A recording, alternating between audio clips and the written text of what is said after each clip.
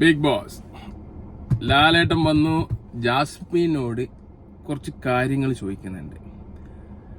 എനിക്ക് അതിലൂടെ തോന്നിയ ഒരു കാര്യം എന്ന് വെച്ചാൽ ബിഗ് ബോസ് വല്ലാണ്ട് ജാസ്മിനെ സപ്പോർട്ട് ചെയ്യുന്നത് പോലെ തോന്നുന്നു.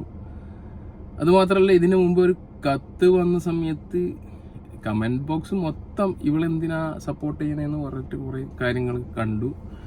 അപ്പോൾ ഞാനത് കാര്യമാക്കിയില്ല. ഇപ്പം ഇന്നലത്തെ ഒരു കാര്യം വെച്ച് നോക്കുമ്പോൾ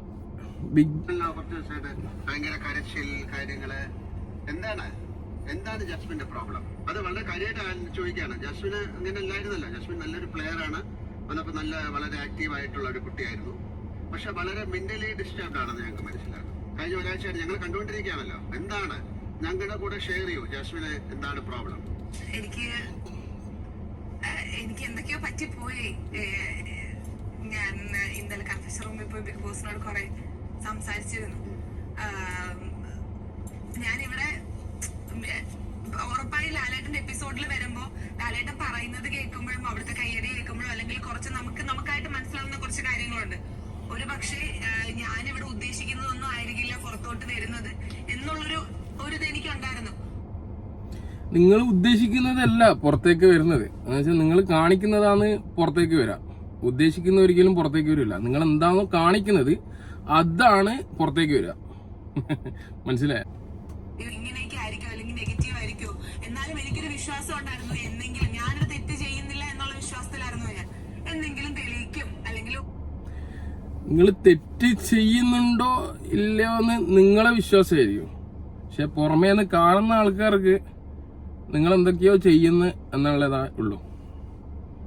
ഒരു വശത്തോട്ട് മാത്രം കാറ്റ് വീശില്ല, തിരിച്ചും മറിച്ചും കാറ്റ് വീശും എന്നുള്ളൊരു വിശ്വാസം ഉണ്ടായിരുന്നു എനിക്ക്. കാറ്റ് വീശുമ്പോ എല്ലാ വശത്തോട്ടേക്കും വീശും. 2 വശത്തേക്കും മാത്രമല്ല 4 വശത്തേക്കും വീശും. ഓക്കെ, പക്ഷെ ഞാൻ വിചാരിച്ചിരുന്ന ഒരിതല്ല. വയൽക്കാട് വന്നപ്പോ അവര് സംസാരിച്ചത് വെച്ചാണ് സായി എന്നെ ഈ ഒരു രീതിയിൽ അറ്റാക്ക് മനഃപൂർവ്വം ചെയ്യുമോ എന്ന് ചോദിച്ചാൽ എനിക്ക് അറിയില്ല. ഇത് ഗെയിമാണ്. ഏത് രീതിയിലും വേണമെങ്കിലും ഗെയിം കളിക്കാം. അത് മനസ്സിലാക്കാനുള്ള കഴിവ് നിങ്ങൾക്കുണ്ട്. ഗെയിമിനാണ് അങ്ങോട്ട് വിട്ടത്, അപ്പം ആ രീതിയിൽ കളിക്കുക. അല്ലാത്ത സമയത്താണല്ലോ നമ്മുടെ ഇമോഷൻസ്. ആ സമയത്തില് യു ആർ ഡിസ്റ്റർബ്ഡ്. അത് നിങ്ങൾ ശരിയല്ല. നിങ്ങളെ ഇമോഷണൽ ആയിട്ട് ആരോ പുള്ളി ചെയ്യുന്നതായിട്ട് തോന്നുന്നുണ്ടോ? കുറെ ആൾക്കാർ അങ്ങനെ നിൽക്കുന്ന നമുക്ക് ഫീൽ ചെയ്യുന്നുണ്ട്. എന്നെ മാത്രം ഇവൾക്ക് ചോദ്യം ഇനിയും മനസ്സിലായിട്ടില്ല. ഇവൾക്ക് ഇനി ചോദ്യം മനസ്സിലാണെങ്കിൽ കറക്റ്റ് ആയിട്ട് ലാലേട്ട ഇന്ന ആള് എന്ന് പറഞ്ഞിട്ട് ചോദിച്ചാൽ മാത്രമേ ഇവൾക്ക് കാര്യം മനസ്സിലാവൂ. ഇല്ല, ഇപ്പൊ ഞാൻ പറയുന്നതിലൊക്കെ പിന്നെ ഒരുപക്ഷെ ജാസ്മിൻ അറിഞ്ഞിട്ട് ജാസ്മിൻ അറിയാത്ത പോലെ സംസാരിക്കും. കൂടെ ഗബ്രിയുമായിട്ടുള്ള ഒരു എന്താണ് റിലേഷൻഷിപ്പില് ജാസ്മിൻ ഡിസ്റ്റർബ്ഡ് ആണോ? കാര്യം ജാസ്മിൻ കൺഫ്യൂസ്ഡ് ആണോ? ഗബ്രി എന്താണ് പറയുന്നതെന്ന് മനസ്സിലാകാതെ ഗബ്രി എനിക്ക് കുറെ കാര്യങ്ങൾ പറഞ്ഞു തരുന്നുണ്ട്. എടി അതിപ്പം ഇങ്ങനെയാണ്, നിന്നെ ലൈക്ക് ട്രിഗർ ചെയ്യാണ്, ഇല്ലെങ്കിൽ നീ ഇങ്ങനെയാണെന്ന് പറയുമ്പോ ശരിക്കും പറഞ്ഞാൽ എനിക്ക് ഗബ്രി പറയുന്ന വിശ്വസിക്കാം. അത് ഞാൻ ഗബ്രിയെ കുറ്റം പറയില്ല, കാരണം ഇപ്പോഴും ഇവൾക്ക് കാര്യം മനസ്സിലായിട്ടില്ല. എന്റെ മൈൻഡ് എന്റെ കയ്യിലില്ല. ഞാൻ ഭയങ്കരമായിട്ട് ഓവർതിങ്ക് ബാക്കിയുള്ള ആള് പറയുന്ന കാര്യം ഗബ്രി അങ്ങനെ ഇങ്ങനെയാന്ന് പറഞ്ഞിട്ടുള്ള സംഭവം ഇപ്പം പിന്നെയും പറഞ്ഞുകൊണ്ടിരിക്കുന്നു. ഇപ്പൊ കാര്യം മനസ്സിലായിട്ടില്ല. ഒന്നും കൂടി ലാലേട്ടൻ കുറച്ചും കൂടി വ്യക്തമാക്കൂ.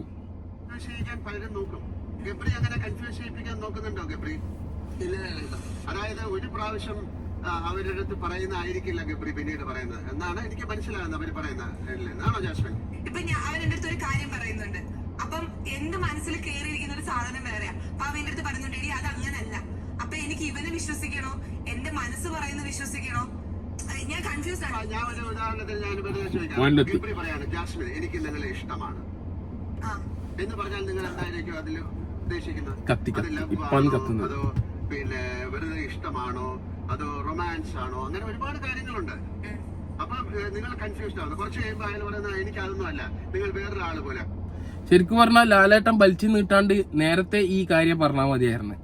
ഇത്രയും സമയം വേസ്റ്റ് ആക്കിയില്ലേ? കളിക്കുന്നു, നിങ്ങൾ മാറിയാൽ 2 പേർക്ക് കളിക്കാം. അപ്പൊ അങ്ങനെയുള്ള കാര്യത്തിൽ ഞങ്ങൾ നോക്കിയപ്പോ ഞങ്ങൾ കുറച്ച് കാര്യങ്ങൾ കണ്ടു. അത് നിങ്ങൾക്ക് കാണിച്ചു തരാം. ഈ വീഡിയോ പ്ലേ ആക്കിന് ശേഷമാണ് വ്യക്തമായിട്ടുള്ള സംഭവം ലാലേട്ടൻ എന്താ ചോദിച്ചതെന്നുള്ളത് മനസ്സിലാക്കുന്നത്. ഞാൻ അല്ലാതെ ചോദിക്കാൻ എന്നോട് പ്രേമം കണ്ടിട്ടുണ്ടോ? എനിക്കൊന്നും തോന്നുന്നില്ല. നിന്റെ ഫീലിങ്സ് അല്ലേ, നിന്റെ ഫീലിങ്സ് എവിടെ വരെ സ്നേഹമൊന്നും എനിക്കറിയാം. അത് പ്രേമത്തിലെത്തിയില്ല. മീൻസ് അങ്ങനെ ആവണ്ടെന്നാണ് നിന്റെ മനസ്സിലെന്നാണ് എനിക്ക്.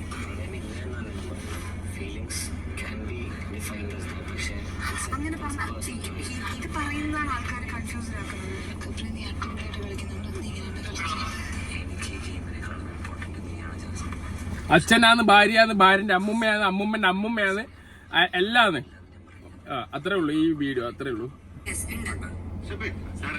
ഞാൻ മനസ്സിലാക്കിയത് ഇവര് രണ്ടുപേരും കൂടെ ചേർന്ന് നാട്ടുകാരെ പറ്റിക്കുന്ന പരിപാടിയാണ്. അതായത് ചെങ്ങായി പൊളിയാണ് ഷിബിൻ. ജാസ്മിനെ കൺഫ്യൂസ് ചെയ്യിപ്പിച്ചത് തന്നെയാണ് ഈ സ്റ്റേറ്റ്മെന്റിൽ. എന്നാൽ ചില സമയത്ത് ജാസ്മിൻ നിന്ന് നൈസായിട്ട് ഗബ്രിക്ക് ഇത് പറയാനുള്ള അവസരം വെട്ടിയിട്ട് കൊടുക്കും. നൈസായിട്ട് നീ ഇത് പറയണം, അപ്പൊ എനിക്ക് ഇത് പറയാൻ പറ്റണം. അങ്ങനെ ഇവര് രണ്ടുപേരും കൂടെ ജോയിന്റ് ആയിട്ട് ഞാൻ കണ്ടൊരു കാഴ്ച കാണിച്ചതല്ല ലേട്ടാ. ഗബ്രി ക്യാമറ നോക്കിയിട്ട് ജാസ്മിന്റെ കൈ പിടിച്ചു, എന്നിട്ട് ഇങ്ങനെ ഉമ്മ വെച്ചു. ഇങ്ങനെ ഉമ്മ വയ്ക്കുമ്പോൾ ക്യാമറയും ജാസ്മിന്റെ കയ്യിൽ ഉമ്മ വയ്ക്കുന്ന പോലെ തോന്നും. പക്ഷെ അല്ല, ഗബ്രിയുടെ കയ്യിലാണ് ഉമ്മ വെച്ചത്. അത് നമ്മളെ കബളിപ്പിക്കണം കൊണ്ട്. നമ്മളൊക്കെ മണ്ടന്മാരാണല്ലോ, ഇവരിങ്ങനെ ആക്ഷൻ കാണിച്ച ഉടനെ അതായത് ഭയങ്കര കൺഫ്യൂഷൻ ആക്കുന്ന രീതിയിൽ ബിഗ് ബോസിന് മനസ്സിലാകുന്നു. അത് എനിക്ക് തോന്നുന്നു ഈ കഴിഞ്ഞ ആഴ്ച എന്തോന്ന് ബിഗ് ബോസിന് മനസ്സിലായത്. അതിനു മുമ്പൊന്നും ബിഗ് ബോസിന് മനസ്സിലായില്ല. അടിപൊളി, സൂപ്പർ. ബിഗ് ബോസിന് മനസ്സിലായത് തന്നെ വലിയ ഭാഗ്യ. നമ്മളെ ഒരു അണ്ണന്റെ ഒരു കാര്യം നമുക്ക് കാണാം. അയ്യണ്ണ ഓടിവാ.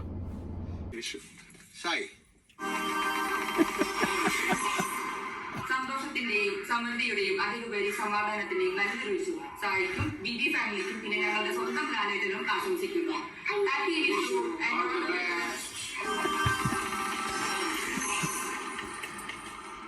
അത് എനിക്കുള്ളൊരു ഹാപ്പി വിഷയമായിട്ട് തോന്നുന്നില്ല.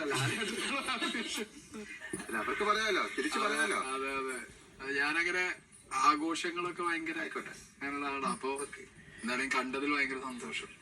അവര് എന്താ പറയാ, ഇങ്ങനെ സ്റ്റക്കായിട്ടുള്ള ഇരുത്തും.